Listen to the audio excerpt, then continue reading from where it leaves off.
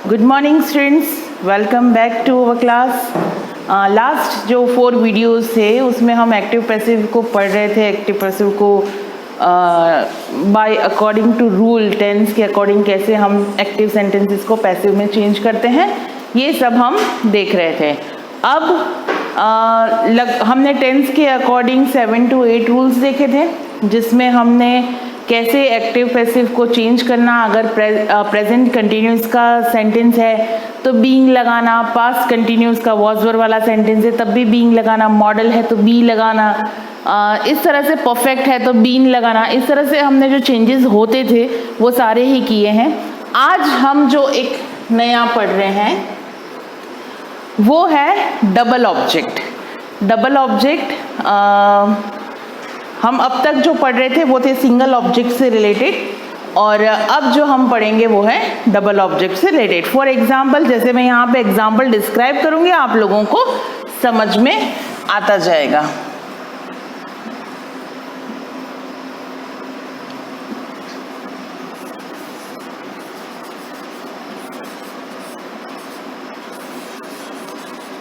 ये हमारा आज का टॉपिक है डबल ऑब्जेक्ट। अब डबल ऑब्जेक्ट कैसे है, मैं एक एग्जाम्पल लिख रही हूँ, यहाँ पे एक सेंटेंस लिख रही हूँ।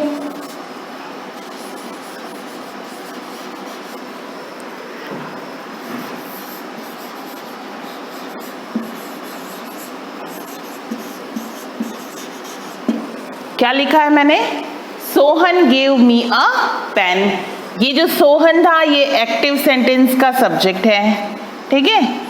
गेव जो है ये वर्ब की सेकंड फॉर्म है। मी है वो हमारा फर्स्ट ऑब्जेक्ट है, और अ पेन है वो हमारा सेकंड ऑब्जेक्ट है। अब ये डबल ऑब्जेक्ट के सेंटेंसेस हो गए। अब मैंने तो जो रूल्स थे उसमें ये बताया था कि हम ऑब्जेक्ट को सब्जेक्ट में बनाएंगे। अब एक प्रॉब्लम आ गई कि हमारे पास 2 सब्जेक्ट है, तो हम किस ऑब्जेक्ट को आगे लाएंगे। तो ये भी हम सॉल्यूशन देख लेते हैं कि कैसे करेंगे। सबसे पहले हम मी को बनाने की कोशिश करते हैं कि मी को आगे लाते हैं। मी का जब सब्जेक्टिव फॉर्म होगा तो वो किस में आएगा? आई। क्योंकि यहाँ पे वर्ब की सेकंड फॉर्म है तो हम यूज करेंगे helping verb was were. I was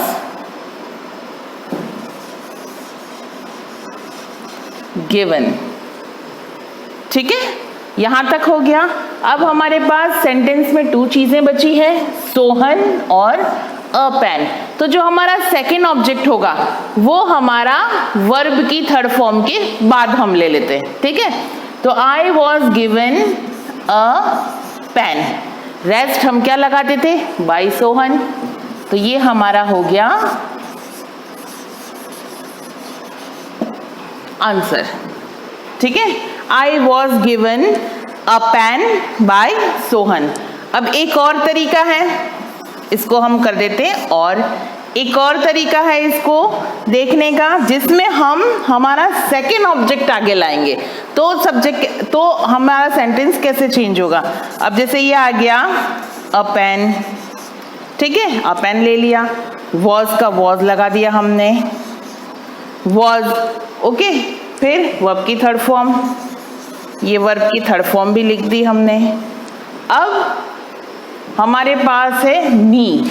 तो मी को जब हम सब्जेक्टिव फॉर्म में लेते हैं तो हम आई में चेंज करते हैं, राइट। लेकिन अब क्योंकि हम इसको सब्जेक्टिव फॉर्म में चेंज ही नहीं कर रहे, ऑब्जेक्ट का ऑब्जेक्ट ही रहने दे रहे हैं, तो गिवन टू मी, ठीक है, बाय सोहन। क्लियर। अब दोनों ये आप लोगों का लुकआउट है कि आपको कौन सा तरीका आसान लगता है। तरीका ये भी सही है और तरीका ये भी सही है, लेकिन अकॉर्डिंग टू मी कि आप लोगों के लिए, स्टूडेंट्स के लिए जो आसान तरीका है बनाने का वो कौन सा है? वो है फर्स्ट वन। हमारा जो प्रॉपर ऑब्जेक्ट है उसी को हम आगे लाते हैं और सेकंड ऑब्जेक्ट को वर्ब के थर्ड फॉर्म के बाद लाते हैं, वही ज़्यादा बेटर रहता है। इसमें आप उलझेंगे नहीं, इसमें आप उलझ जाएंगे कि भाई ये टू कहाँ से आया, टू क्यों आया। तो ये इस वजह से कब लगाना है कब नहीं लगाना, उससे बेटर है कि हम जो सीधा तरीका है उस सीधे तरीके से ही चलते हैं। चलिए हम एक और ले लेते हैं एग्जाम्पल।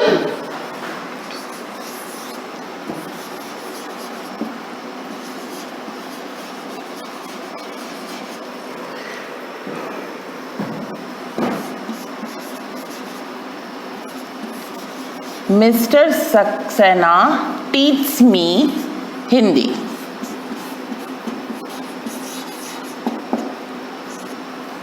ठीक है, अब इसको भी हम दो तरीकों से बना के देख लेते हैं, लेकिन पहला आप कौन सा तरीका यूज करेंगे, जो मैंने फर्स्ट बनाया था उसी तरीके से हम उसको यूज करेंगे। हम मी को ही आगे लाएंगे।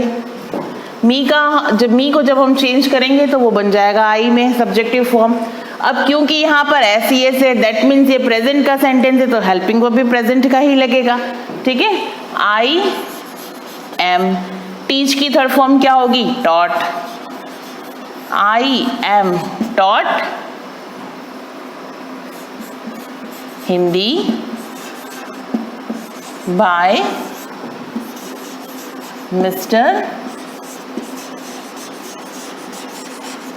सक्सेना। राइट, ये हो गया। एक और हम एग्जाम्पल देख लेते हैं। मैं यहाँ पे आपको 5 एग्जाम्पल बता रही हूँ जिससे आपका कॉन्सेप्ट फुल्ली क्लियर हो जाए कि अगर डबल ऑब्जेक्ट के सेंटेंसेस आते हैं तो हमें किस तरह से उनको पैसिव में कन्वर्ट करना है। We made him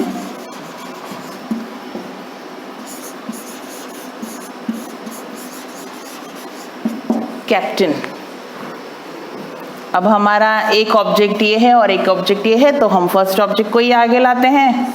he was made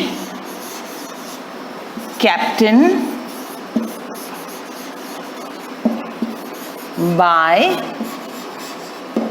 us. Clear?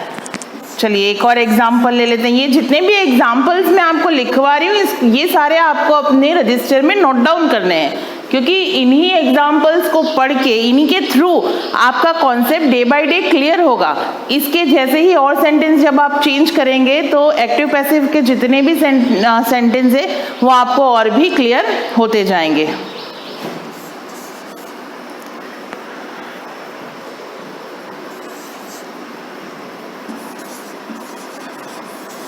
The boys called him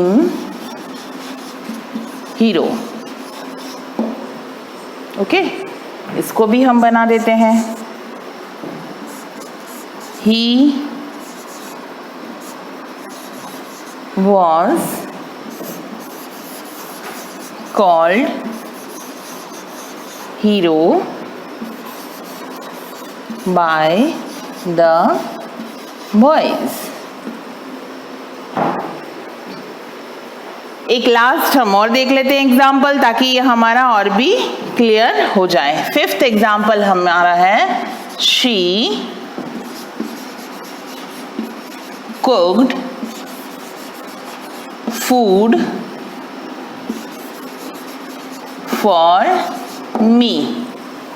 अब इसमें भी दो, एक तो फूड और फॉर मी हम जैसे अभी तक रेस्ट ऑफ सेंटेंस में करते आए हैं, फर्स्ट ऑब्जेक्ट को ही हमारा सब्जेक्ट बना रहे हैं। तो यहाँ पर आ गया ये हमारा फूड। फूड वॉज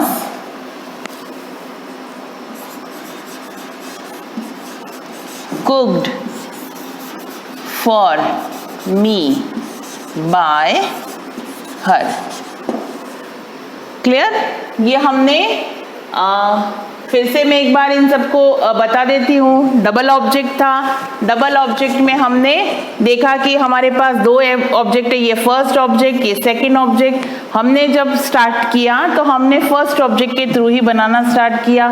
तो फर्स्ट ऑब्जेक्ट जब हम यूज करेंगे उसके बाद जैसा हमारा हेल्पिंग वर्ब आता है वो आएगा, हमारी वर्ब की थर्ड फॉर्म आएगी, उसके बाद सेकेंड ऑब्जेक्ट आएगा और उसके बाद बाय लिख के, और हम देखिए जितने भी सेंटेंसेस हैं सब में हमने एज इट इज ही किया है।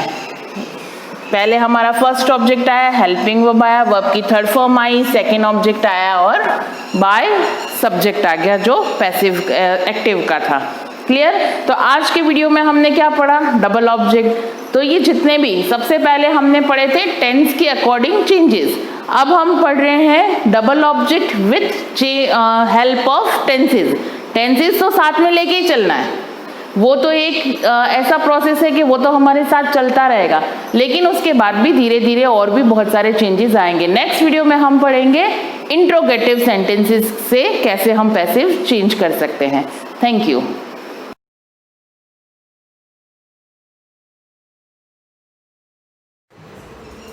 Hello student, good morning. Last time हमने क्वेश्चन सॉल्व किए थे एक्सरसाइज 1.1 के। मैंने आपको लास्ट टाइम 8 तक क्वेश्चन सॉल्व करवा दिए थे और सेम 9 अब 9 क्वेश्चन है कि इस 0.3 is the multiplicative inverse of the 3 1/3 why और वाई नॉट। इसमें भी आपको ये चेक करना है कि मल्टीप्लिकेटिव इनवर्स है या नहीं।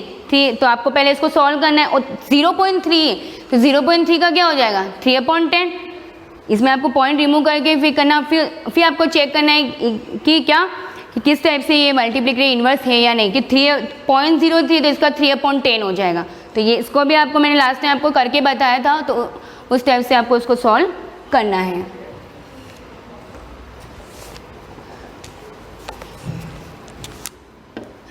यस, अब आपके क्वेश्चन नंबर 10 और 11, इसमें आपके ये देखना 10 11 इसको आप मत छोड़ दो। अब है आपके 1.2, ठीक है। 10 और 11 आपको नहीं करना है। यस, क्वेश्चन एक्सरसाइज 1.2 में देखना represent the number on the number line. मैंने आपको नंबर लाइन पर नंबर रेशनल नंबर शो करना भी बताया था, रिप्रेजेंट करना बताया था ना। तो इसमें भी आपको देखना 7/4 है। जैसे फर्स्ट में आपको बता देती हूँ 7/4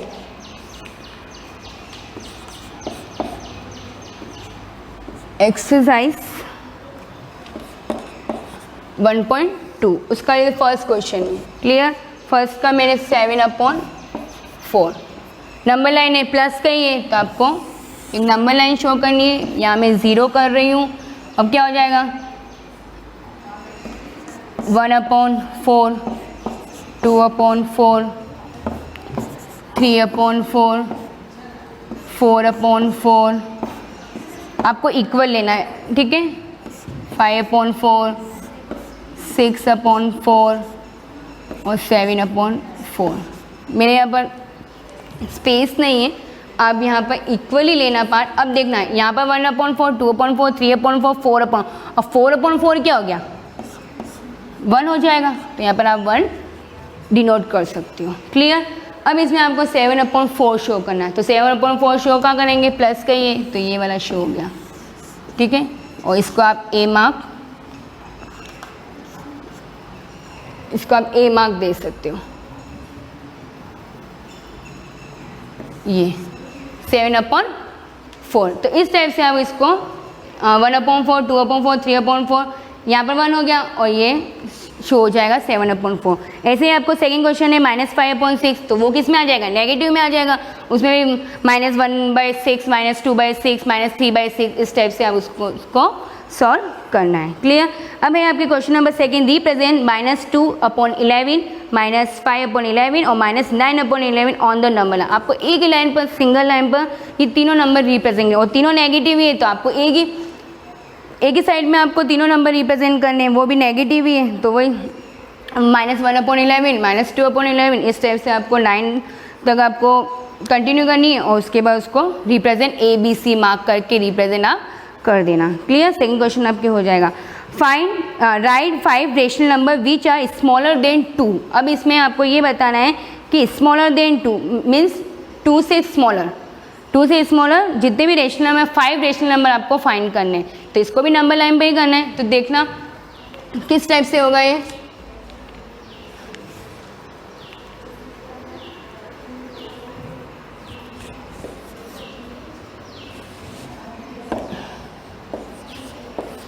question number third 5 rational number ये स्मॉलर देन 2, तो नेगेटिव, जैसे यहाँ आ गया 0, यहाँ आ गया 1 और ये 2।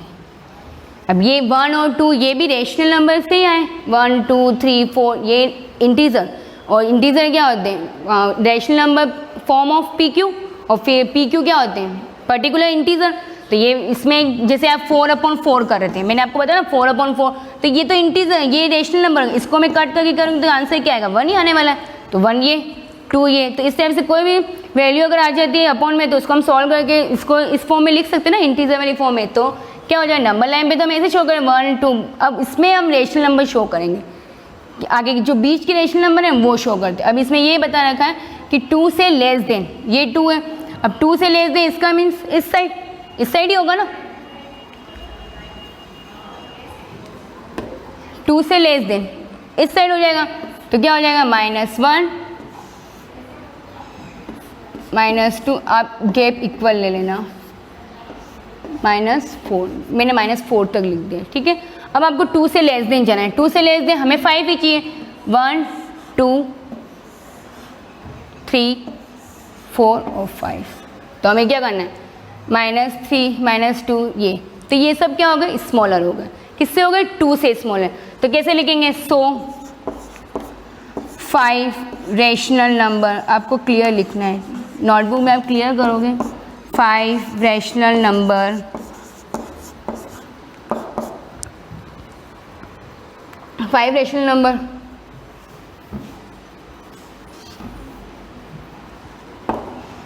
रैशनल नंबर के कौन कौन से हो गए, -3, क्लियर, और ये है less than -2, less than -1, less than 0 और 1, क्लियर। इस टाइप से आपको रेशनल नंबर फाइंड, ये भी तो रेशनल नंबर ही हुए ना, जैसे -3 सॉल्व करेंगे, -3 जैसे ये कोई -9 इस टाइप से आ गया, -9/9, तो ये क्या हो जाएगा, रेशनल नंबर हो जाएगा, क्लियर। जैसे -3 भी किसी रेशनल नंबर से ही -3 की वैल्यू आएगी, 2 से कोई भी वैल्यू आ सकती है। तो ये है आपके लेस देन नंबर, कौन कौन से होंगे, -3 -2 -1 0 1, हमें 5 ही चाहिए थे तो हमने 5 ही यूज़ की, 1 2 3 4 5, क्लियर। तो इस टाइप से आपको रेशनल नंबर फाइंड करने हैं। यस, क्वेश्चन नंबर 4 देखना, find 10 rational number between -2/5 and 1/2। मैंने आपको प्रीवियस क्लास में भी बताया था कि कोई भी 2 रेशनल नंबर के बीच में कैसे रेशनल नंबर फाइंड करते हैं। सेम डिनोमीटर का भी बताया था, डिफरेंट डिनोमीटर का भी बताया था, एक सिंपल नंबर का भी बताया था, 1 2 इस टाइप से मैंने बताया था। तो उसी को आपको यूज़ करना है। मैंने आपको एक ट्रिक बताई थी, एन, जैसे हमें जितने भी नंबर फाइंड करने हैं एन, तो उसको आपको एन लेना है और उसमें कितने प्लस करना है, 1 प्लस करना है, और जितने प्लस करना है उसको इसको मल्टीप्लाई कर देंगे न्यूमरेटर और डिनोमीटर से। तो एक बार आप फिर से देख लो। यस, अभी आपके question number 4, 10 rational number between, मैं क्वेश्चन पूरा नहीं लिख रही हूँ, सिर्फ 2/5 एंड 1/2, क्या हो जाएगा, -2/5 एंड 1/2।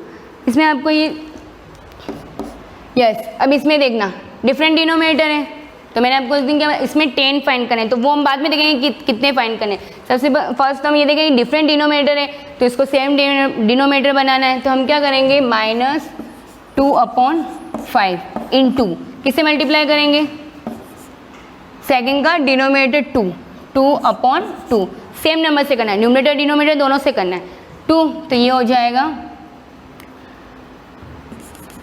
-4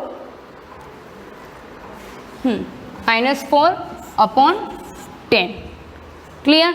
ऐसे आपको सेकेंड नंबर यूज़ करना है, -1/2 और इसका 5/5 करना है, 5/5, ये सेकेंड का डिनोमिनेटर ये हो गया ना 5, तो ये हो जाएगा 5/10। अब इसमें देखना -4 और -5, -4/10 और 5/10, इनके बीच में रेशनल नंबर हो सकते हैं ना, -3 -2/10, 1 2 3 4 5 6, तो इस टाइप से नंबर डायरेक्ट हो रहे हैं। -4 कौन कौन से हो जाएंगे, -4 तो दे रखा है ना, -3 -2 -1 इस टाइप से, फिर 0/10 0 के बाद 1/10 2/10 3/10। तो इस टाइप से इसमें बीच के 10 रेशनल नंबर ऑलरेडी फाइंड हो रहे हैं, तो आपको इसमें n+1 करने की ज़रूरत ही नहीं है, बिकॉज यही पता लग रहा है ना कि इसमें 10 नंबर वैसे हो रहे हैं। तो इस टाइप से आपको इसके बीच के 10 नंबर आपको डायरेक्ट लिख देने, इसमें आपको n+1 करने की ज़रूरत ही नहीं, बिकॉज क्यों, क्योंकि इसमें इनके बीच में वैसे रेशनल नंबर आ रहे 10। अगर नहीं आते ना तो हम फिर से क्या करते, एक डिनोमीटर फिर से डिनोमीटर का मल्टीप्लाई करते, n+1 करके करते हैं। तो इस टाइप से आपको इसको, अब इसमें 5 रेशनल नंबर में फाइंड करने, कितने 10 करने, तो देखना 10 कैसे हो जाएंगे, 10 -4/10 और 5/10 के बीच में फाइंड करने, तो क्या हो जाएगा, फर्स्ट नंबर -3/10,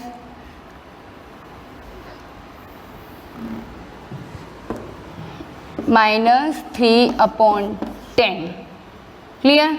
नेक्स्ट -2/10, या तो आप ये ग्रेटर देन का साइन भी यूज़ कर सकते हो, क्लियर। ये इससे लेस देन है, ये इससे लेस देन है, इस टाइप से ये यूज़ कर लो। -1/10 0/10, अब 0/10 है, विल बी 0, क्लियर। 1/10 2/10 है, 2/10 3/10 4/10 1 2 3 4 5 6 7 8 ही हो रहे हैं, यहाँ पर 8 नंबर ही हो रहे हैं, और हमें 5/10 तक ही चाहिए था। तो इसमें हम क्या करेंगे, n+1 वाली ट्रिक यूज़ करेंगे।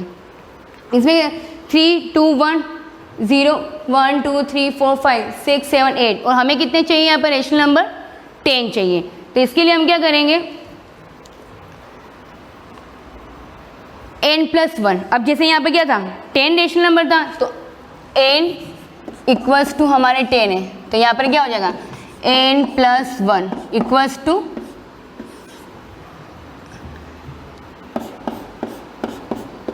11। अब 11 को हमें क्या करना है, उन दोनों से मल्टीप्लाई करना है। किससे मल्टीप्लाई, जो हमने नंबर लिए थे ना,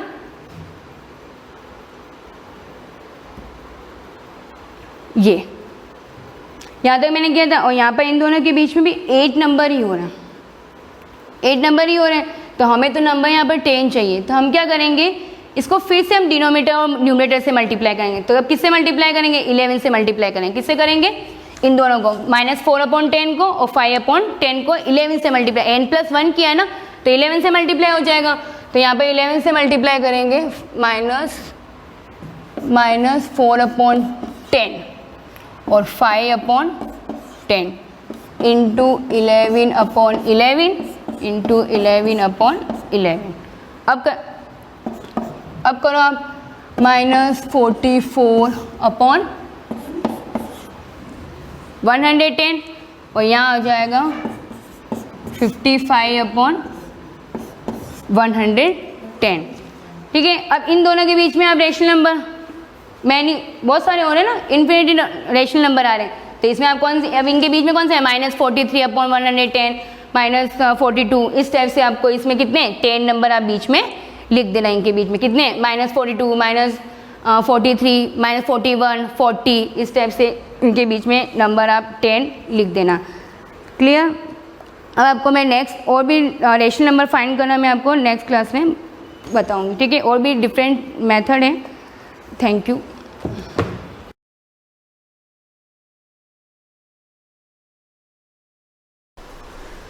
गुड मॉर्निंग स्टूडेंट्स, हम सोशल साइंस में पॉलिटिकल साइंस के अंदर फर्स्ट लेसन पढ़े थे, द कॉन्स्टिट्यूशन ऑफ इंडिया। इसके अंदर मैंने आपको कॉन्स्टिट्यूशन क्या होता है, इसकी इम्पोर्टेंस, ये सब बता दी थी। और कॉन्स्टिट्यूशन क्या होता है ये हम पहले भी पढ़ चुके हैं, कुछ रूल्स और रेगुलेशंस का एक कह सकते हैं कि लिखा हुआ एक बुक तो नहीं कह सकते उसको, क्योंकि हम उसको बुक कहेंगे तो उसका अपमान होगा।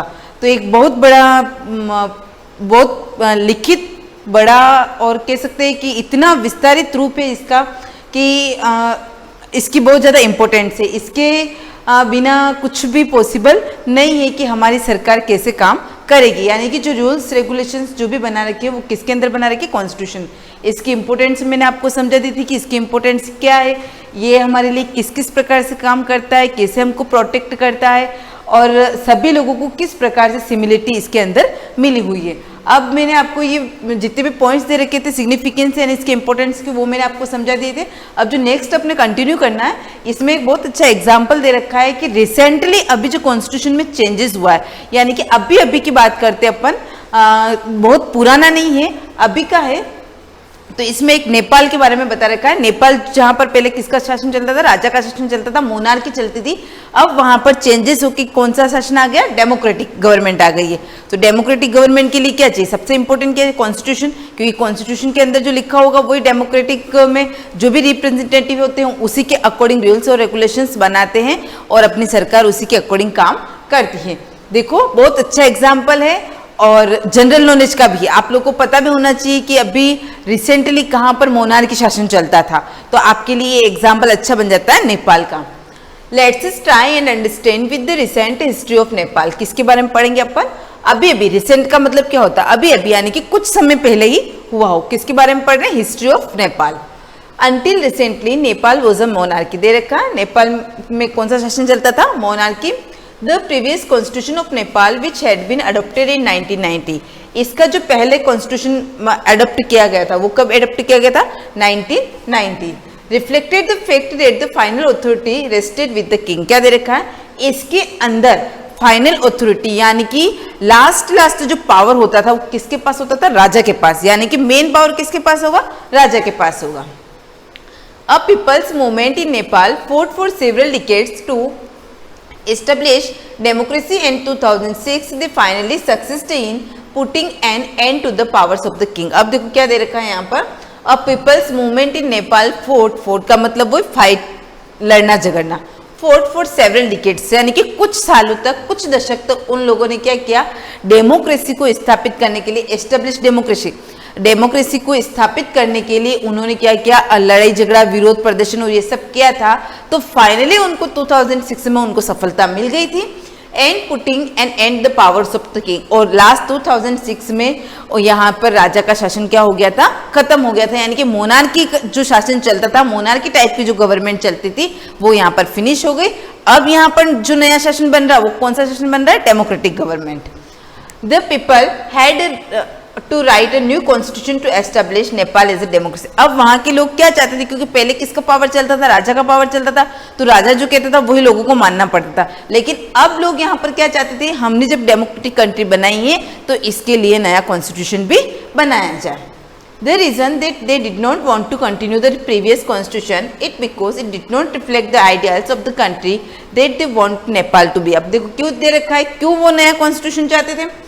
The reason that they did not want to continue the previous constitution, वो पहले वाले कॉन्स्टिट्यूशन को नहीं अपनाना चाहते थे because it did not reflect उसके जो आइडियल्स, यानी कि पुराने जो कॉन्स्टिट्यूशंस के आइडियल्स थे जो राजा के अकॉर्डिंग बने हुए थे वो उनको नहीं अपनाना चाहते थे। इसलिए वो चाहते थे कि हमारा नया कॉन्स्टिट्यूशन बन जाए। तो लोगों ने क्या किया यहाँ पर, उसको चेंज करने के लिए Nepal by moving from a monarchy to a democratic government. अब क्या गया, नेपाल मूव कर गया कहाँ से, मोनार्की से डेमोक्रेटिक गवर्नमेंट की ओर। Needs to change all its constitutive rules और order to usher in a new society. अब उन्होंने वहां के लोगों की जैसी आवश्यकता, क्योंकि कॉन्स्टिट्यूशन जो बनाते हैं वो पर्टिकुलर लोगों की इच्छा से नहीं बनाया जाता है, लोगों की जो आवश्यकताएं होती है, लोगों की जो पसंद होती है, कहाँ पर वहां के जो लोग हैं, यानी कि जो जहां पर रह रहा है, जिस देश का कॉन्स्टिट्यूशन बन रहा है उसके according needs to change all its constitutive rules in order to usher in a new society. एक नए समाज की स्थापना के लिए अशर इन अ न्यू सोसाइटी। तो यहाँ पर उन्होंने जो चेंजेस किए थे वो उनकी इच्छा, उनकी जो आवश्यकताएं थी उसके अकॉर्डिंग नए कॉन्स्टिट्यूशन में नए समाज के लिए उन्होंने चेंजेस कर दिया। अशर का सिंपली मीनिंग देखेंगे तो इसका मीनिंग होता है उप शिक्षक। वैसे इसका भी यहाँ पर ऐसा कोई यूज नहीं है, तो अशर इन अ न्यू सोसाइटी एक नया word. This is why the people of Nepal adopted a new constitution from the country in 2005। देखो 1919 में तो उनके क्या हुआ, 1990 में उन्होंने राजा का शासन चलता था, मोनार्की थी। 2006 में यहाँ पर मोनार्की फिनिश हो गई थी और डेमोक्रेटिक कंट्री स्थापित हो गई थी। लेकिन उनका कॉन्स्टिट्यूशन कब बना था, 2015 में। इतने साल उनको फिर लगे, यानी कि अभी क्या चल रहा है 2020, यानी कि बहुत पुराना नहीं है, सिर्फ 5 साल अभी 5th भी रनिंग। तो यहाँ पर रिसेंटली का है, तो रिसेंटली का मतलब अभी अभी जो नया नया बना है। तो ये आपके सामने सबसे नया एग्जाम्पल है जहां पर नया कॉन्स्टिट्यूशन बना है। The purpose of constitution is to define the nature of country's political system. देखो मैंने बताया तुम लोग को कि कॉन्स्टिट्यूशन जो बनाया जाता है किस बेस पर बनाया जाता है, वहां के लोगों की क्या आवश्यकताएं हैं, क्या पसंद है, किस प्रकार से वो रहते हैं करते हैं, उन सब चीजों को ध्यान में रखकर कानून बनाया जाता है। ऐसे ही नहीं है कि किसी के ऊपर जबरदस्ती उसको थोप देते हैं। तो यहाँ पर भी यही दे रखा है, द पर्पज ऑफ, उद्देश्य क्या है, constitution is to define the nature of country's political system. Constitution के अंदर क्या होता है, उस देश की जो राजनीतिक व्यवस्था है उसकी प्रकृति क्या है, नेचर, उसका व्यवहार कैसा है, वो किस प्रकार से काम करती है, उसके अकॉर्डिंग कॉन्स्टिट्यूशन बनाया जाता है। और उस उद्देश्य से बनाया जाता है कि कॉन्स्टिट्यूशन बन गया है तो कॉन्स्टिट्यूशन के अकॉर्डिंग हमारी सरकार, हमारी पॉलिटिकल पार्टीज उसके अकॉर्डिंग काम करें। For example, Nepal's earlier constitution stated that the country was to be ruled by the king and his council of minister. जैसे दे रखा है, नेपाल में जो अर्लियर कॉन्स्टिट्यूशन था, जो पुराना कॉन्स्टिट्यूशन था, उसमें रूल्ड किसका चलता था, राजा का, and his council of minister, उसके जो मंत्री थे उनका पावर चलता था। The constitution play a crucial role in laying out certain important guidelines that govern decision making within this societies. अब यहाँ पर दे रखा है, the constitution play crucial, crucial का मीन्स क्या होता है, बहुत महत्वपूर्ण रोल प्ले करता है।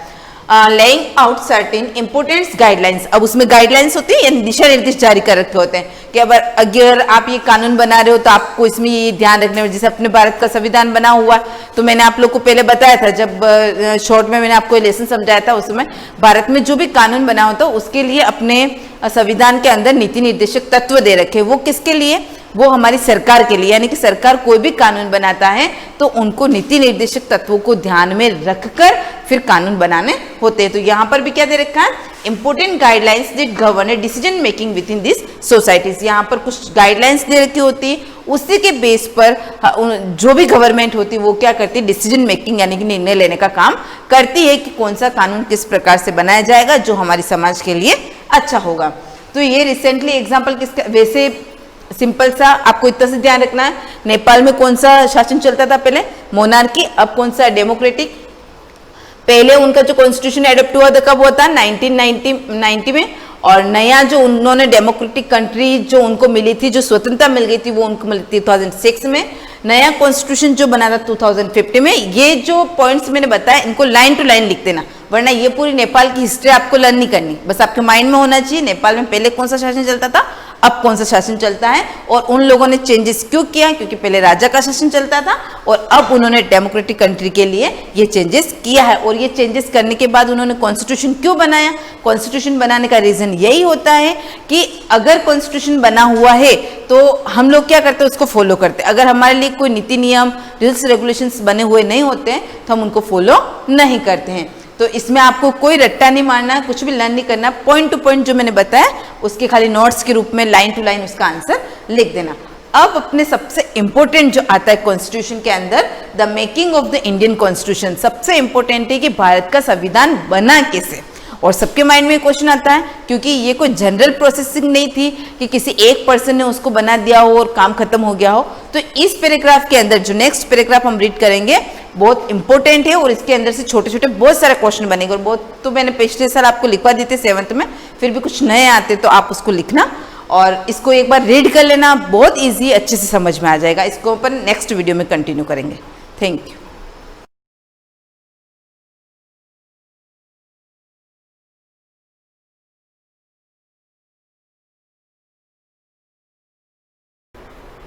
Good morning class. Lesson first crop production and management का पार्ट 11 को कंटिन्यू करेंगे। पार्ट 10 में मैंने पढ़ाया था आपको वीडिंग यानी रिमूवल ऑफ वीड्स, जिसमें अनडिजायरेबल या अननेसेसरी प्लांट को निकाल दिया जाता है, रिमूव कर दिया जाता है। जिसका रीज़न क्या है, ऐसा क्यों करते हैं हम? वीड्स को रिमूव करना इसलिए ज़रूरी होता है क्योंकि वो कॉम्पीट करता है हमारे क्रॉप प्लांट के साथ। क्रॉप प्लांट के साथ अगर वीड्स लग जाता है, अननेसेसरी प्लांट लग जाता है, तो वो सनलाइट, वाटर, टेम्परेचर हर चीज़ के लिए कॉम्पीट करेगा, जिसके रीज़न से हमारा जो क्रॉप प्लांट है वो प्रॉपर ग्रोथ नहीं कर पाएगा। एज ए डेफिनेशन मैंने लास्ट क्लास में आपको कंटिन्यू करवा दिया था कि डेफिनेशन इसकी क्या होती है। अब इसको कंटिन्यू करते हैं। वीड्स आर अनवांटेड, ये टर्म लिखना, ये वर्ड लिख देना। अनवांटेड प्लांट्स को क्या बोलते हैं? वीड्स। अनकल्टिवेटेड प्लांट्स और pest which grows along with cultivated plants on their own. In other words, plants and pest other than crops are weeds. Other than crops, हमारे क्रॉप्स के अलावा जो भी अननेसेसरी प्लांट होते हैं वो सब वीड्स की कैटेगरी में आते हैं। Why remove weeds? वीड्स को रिमूव करना जरूरी क्यों होता है? They are a threat to commercial crop as they compete for sunlight, air, nutrient and water. बता दिया मैंने कि ये हमारे क्रॉप प्लांट के साथ कंपटीशन करते हैं, कॉम्पीट करते हैं, जिसकी वजह से क्रॉप प्लांट को प्रॉपर चीज़ें नहीं मिल पाती। In comparison to cultivated crop, the seeds of weeds यानी अनवांटेड प्लांट के सीड्स जो हैं वो क्या करने लग जाते हैं? Germinate easily. मतलब ये कि जो अच्छी चीज़ होती है ना उसको ग्रो अप होने में, ऐसे माइंड में रखो कि जो अच्छी चीज़ होती है उसको ग्रो अप होने में टाइम लगता है, लेकिन जो फालतू चीज़ है यानी अननेसेसरी प्लांट है वो बहुत इजीली और फास्ट रैपिडली ग्रोथ कर देता है, तो वो होता है वीड्स। वीड्स क्या करता है? जैसे ही उसका सीड फेवरेबल कंडीशन में आएगा वो फटाफट से ग्रोथ कर लेगा, as compare to crop plant. हमारा क्रॉप प्लांट धीरे धीरे ग्रो करेगा, धीरे धीरे ग्रो करने के चक्कर में उसको सारे न्यूट्रिएंट वो खींच नहीं पाएगा, और खींच कौन लेगा? पास वाला जो वीड, अनडिजायरेबल प्लांट है, अननेसेसरी, वो कॉम्पीट करके वो खींच लेगा। इसीलिए यहाँ लिखा है जर्मिनेट इजीली। सीड्स, वीड के सीड जल्दी जर्मिनेट हो जाते हैं। दिस सीडलिंग ग्रो फास्टर, जल्दी ग्रो हो जाते हैं। दे फ्लावर अर्ली, इनके फ्लावर भी अर्ली हो जाते हैं, जल्दी आते हैं। There seed production begins after a short period of growth and they produce large number of seed. In fact weeds take up all the nutrient and reduce the growth of crop in various way.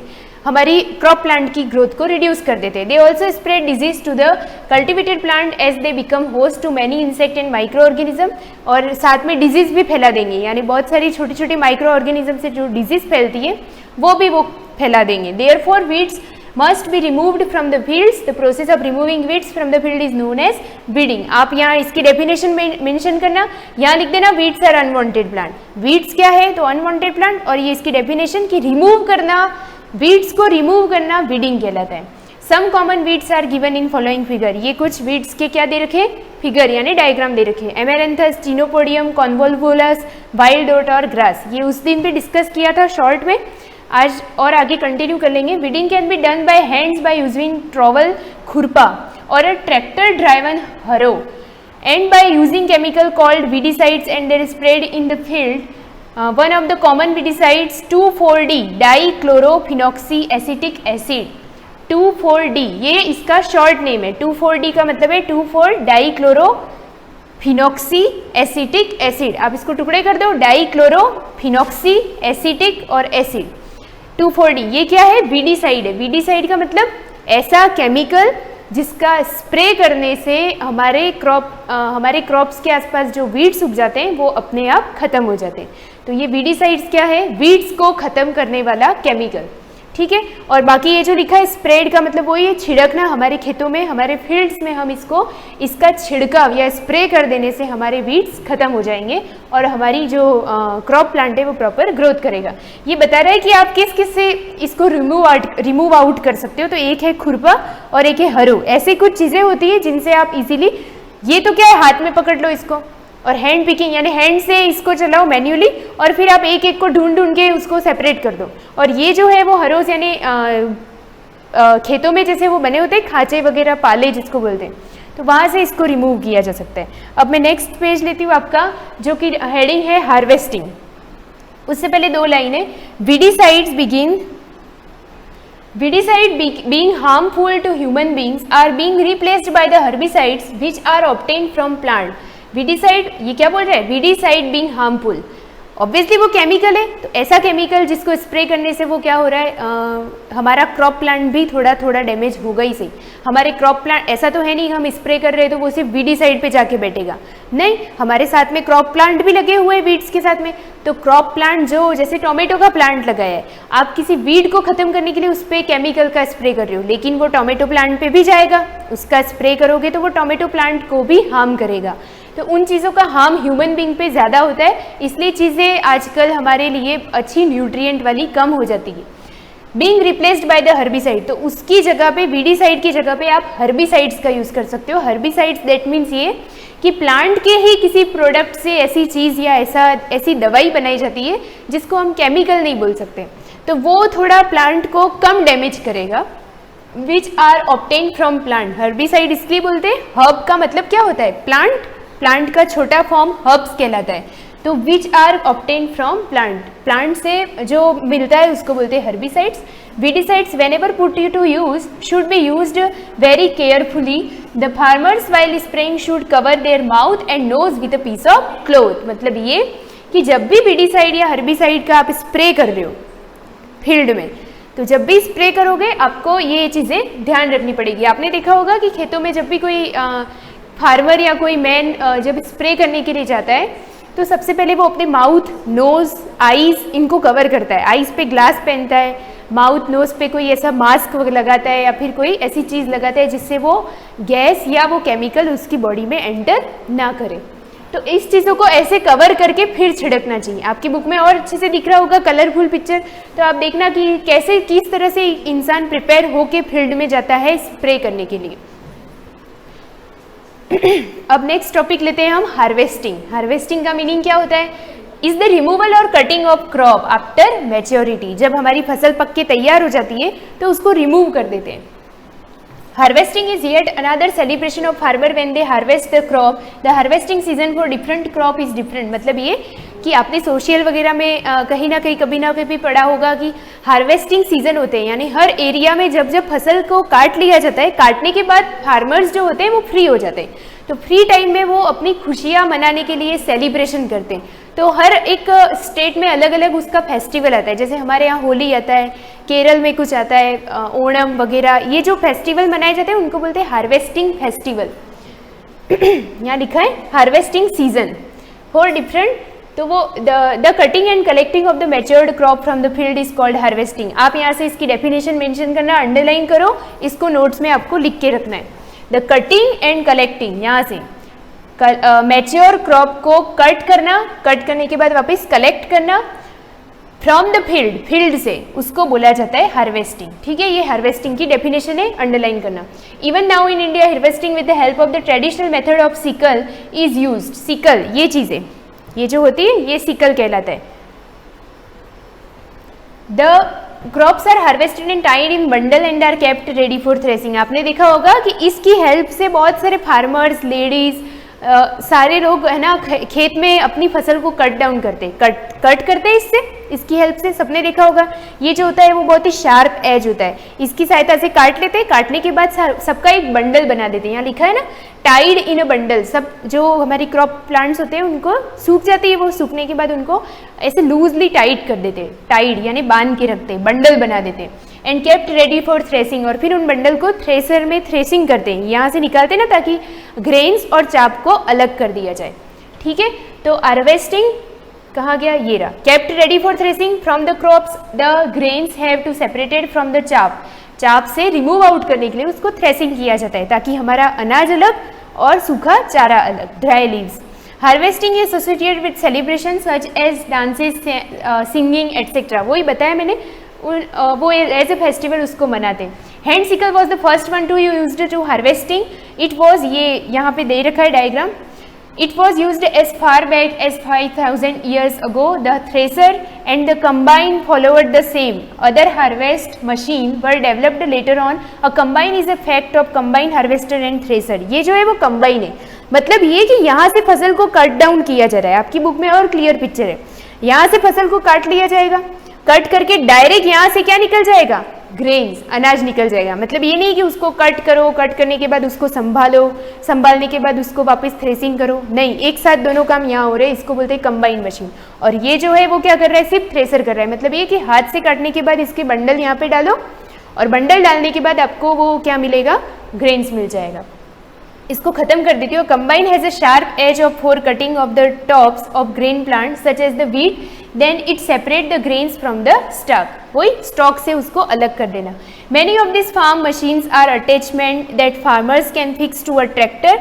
This days there are tractors which help the farmers to control the speed of planting and harvesting. ये चीज़ें आजकल जो हो रही है, इसका meaning है कि मतलब फास्टली होती है। आप सोच लो इससे काम फास्ट होगा या इनसे फास्ट होगा, इससे ज़्यादा इसका काम फास्ट होगा थ्रेसर से, और थ्रेसर से भी ज़्यादा कंबाइन का फास्ट होगा।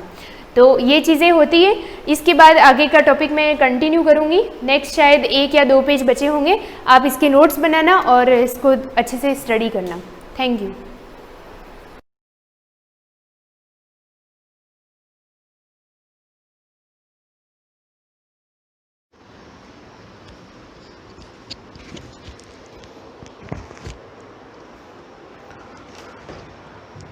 Good morning students.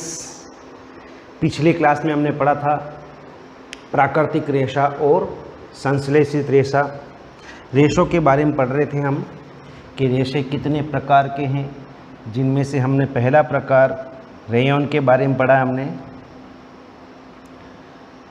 नायलॉन के बारे में पढ़ा था, जिसका उपयोग भी हमने पढ़ा कि उसका उपयोग हम वास्तव में किस किस चीज़ों में, जैसे जुराब में, रस्सी, तंबू, दांत साफ करने का ब्रश, सीट बेल्ट के पट्टे वगैरह, पैराशूट आदि के अंदर नायलॉन का उपयोग किया जाता है। नायलॉन जो है वो प्रबल प्रत्यास्थ हल्का था, यह चमकीला और धुलने में सुगम यानी कि आसान था। इन चीज़ों के बारे में हमने कल पढ़ा है।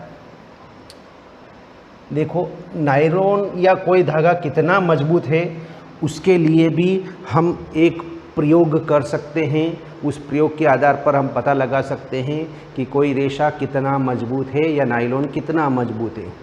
हम एक स्टैंड लेंगे, एक क्लेम युक्त लोहे का स्टैंड लीजिए। ये स्टैंड है लोहे का। लगभग 60 सेंटीमीटर धागा, सूती या नायलॉन जो भी धागा मिले, 60 सेंटीमीटर धागा ले लीजिए और इस प्रकार आप उसको लटका लीजिए। इस क्लेम से बांध दीजिए और यह स्वतंत्रता पूर्वक जो लटका हुआ धागा है वहाँ पर एक हुक लगा पलड़ा बांध दीजिए। नीचे जैसा आपने पलड़ा बांध रखा है ना,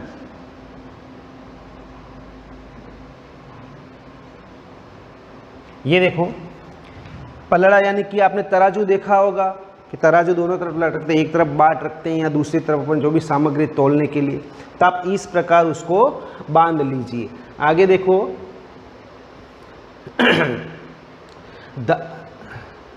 बांध दिया और पलड़े में एक एक करके बाट रखिए। अब जैसे ये जो पलड़ा है, इस पलड़े में एक एक करके बाट रखिए और बाट तब तक रखिए कि जब तक वह धागा टूट कर नीचे न गिरे। तो इस प्रकार आप अलग अलग धागों का प्रयोग कीजिए। सूती है, ऊनी है, रेशमी है, नायलॉन है, तो आप देखोगे कि मजबूती किसके अंदर ज़्यादा होती। अच्छा, ये चीज़ भी ध्यान रखना कि सबकी मोटाई और लंबाई एक जैसी होनी चाहिए, है ना। तो इस प्रकार हम धागे की मजबूती का पता भी लगा सकते हैं। आगे देखो, पॉलिस्टर और एक्रिलिक, नाम हमने सुना है, पॉलिस्टर का कपड़ा है, आप भी सुनते होंगे। तो पॉलिस्टर वाकई में है क्या? पॉलिस्टर एक अन्य संश्लेषित रेशा है। इस रेशे से बने कपड़े में आसानी से सिलवटें नहीं पड़ती। पॉलिस्टर का जो कपड़ा होता है उसमें सल नहीं होते हैं और यह सपाट रहता है, सरलता पूर्वक धुल जाता है।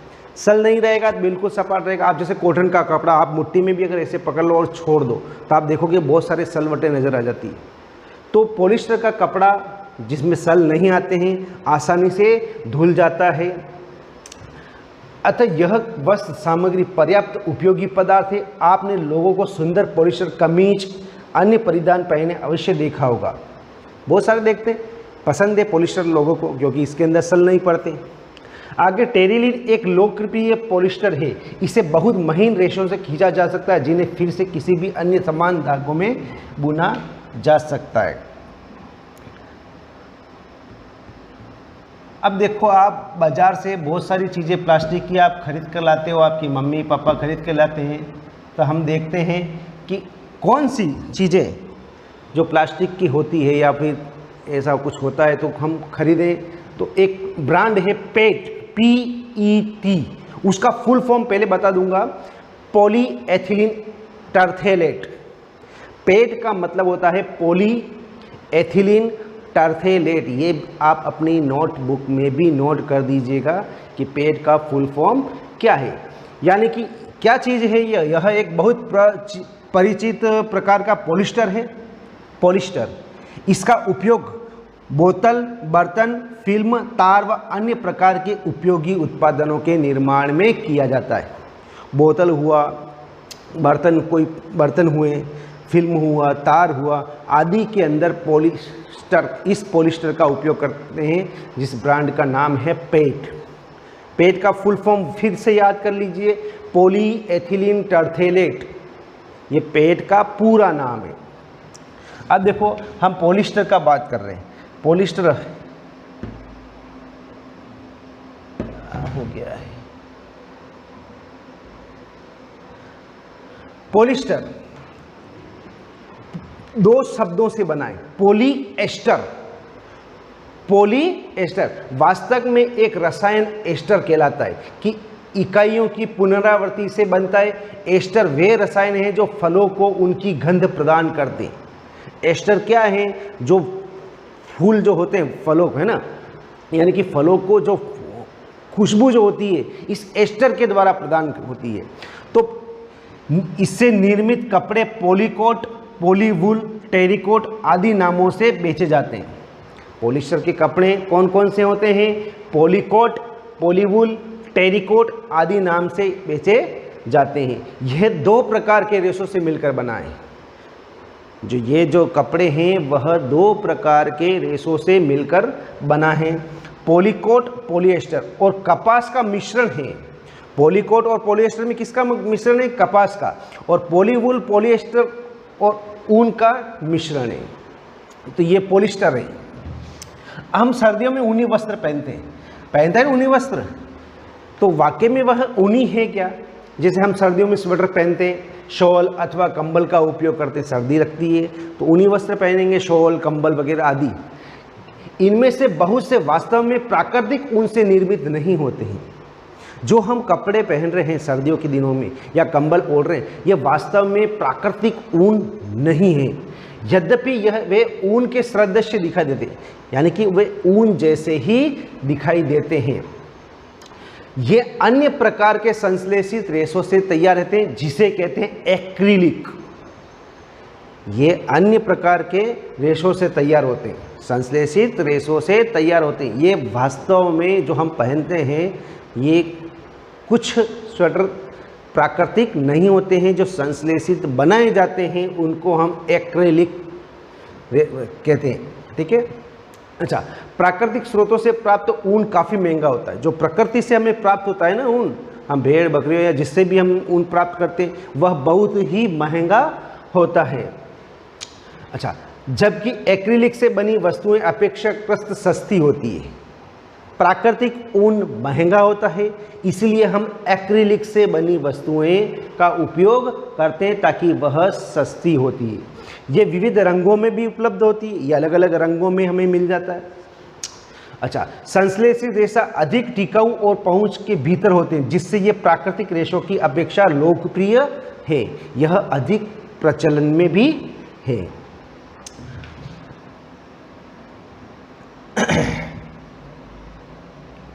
अच्छा, हम किस प्रकार के रेशों का यानी कि कपड़ों का उपयोग कब कब कर सकते हैं? जैसे हम देखते हैं कि प्रयोगशाला या किचन के अंदर कॉटन, सूती वस्त्र का उपयोग करते हैं, तो हम इन संश्लेषित रेशों का उपयोग क्यों नहीं करना चाहिए? क्योंकि ये जलने पर, आप एक घर पे भी प्रयोग कर सकते हैं कि एक संश्लेषित रेशे के कपड़ा लो और एक सूती कपड़ा ले लीजिए आप, रेशमी कपड़ा और सूती कपड़ा, दोनों को आप जलाइए। क्या होगा? जो संश्लेषित रेशा है वह पिघल जाएगा, सूती कपड़ा होगा उसकी राख बन जाएगी। तो हमें किचन में या प्रयोगशाला में संश्लेषित रेशों का उपयोग नहीं करना चाहिए, क्योंकि जब कभी मान लो सपोज कभी आग लग गई या कुछ हो गया, हादसा हो गया, तो उस समय क्या यह व्यक्ति के शरीर पर चिपक जाता है ना। आप यहाँ पे देख सकते हो जैसा कि लिखा हुआ है, आप पाएंगे कि संश्लेषित रेशा गर्म करने पर पिघल जाता है।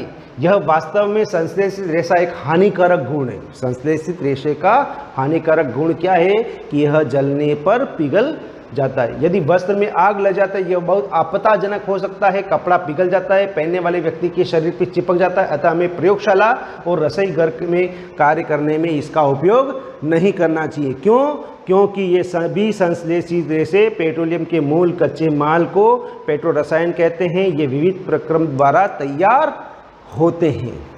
तो आज हमने जो भी पढ़ा है आप एक बार रीडिंग कर लो और कुछ क्वेश्चन आंसर आप स्टार्ट भी कर सकते हैं। Thank you very much.